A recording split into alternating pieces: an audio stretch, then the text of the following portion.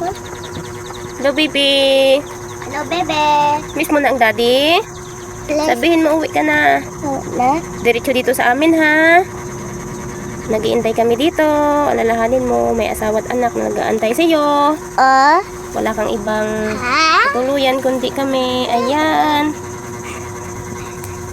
Hindi na. Toshi.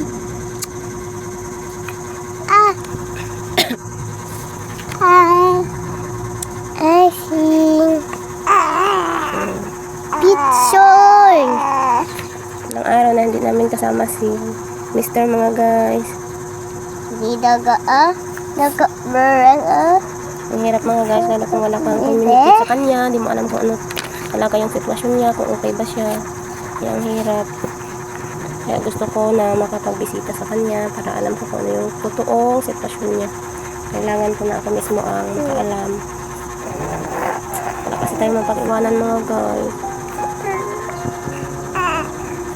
Ang hirap. Hilap?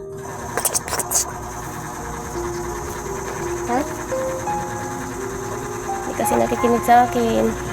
Kaya nagkasakit tuloy. Hirap kapag yung asawa mo nagkasakit. Kasi siya lang naghanap buhay para meron kayong makain. Ang gusto sa pangailangan nyo, sa pang-araw-araw nyo gastusin. Pang diaper, pang gatas, pang bigas. Lalo na kung side, iba ang tingin. Nalakasan ko lang talaga ang loob ko na kaya ko lahat kung ano mang pagsubok o problema na akong pagdaanan o kakaharapin. Dahil alam ko na andyan ang Diyos na hindi ako pabayaan kailanman. Nagtitiwala pa rin ako sa itaas na kahit anumang ang gulo ng mundo para hinaan ako ng loob. Pero sana naman maintindihan nyo rin yung sitwasyon ko. Pero wala akong inaasahang iba kundi asawa ko lang at sarili ko mismo. Ang tanging kalakasan ko lang ay ang aking anak. 3 anak yan mga guys, maliliit pa. Kaya nag-iisip na lang ako sa hangin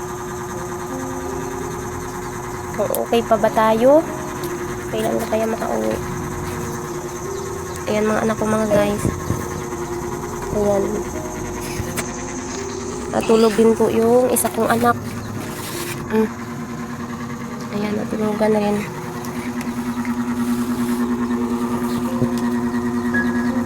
Laban lang talaga self. Wala tayong kakampi kundi sarili lang natin.